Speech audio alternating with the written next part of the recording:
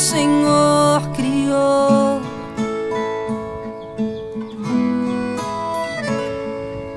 Desde o grande oceano a uma pequena flor,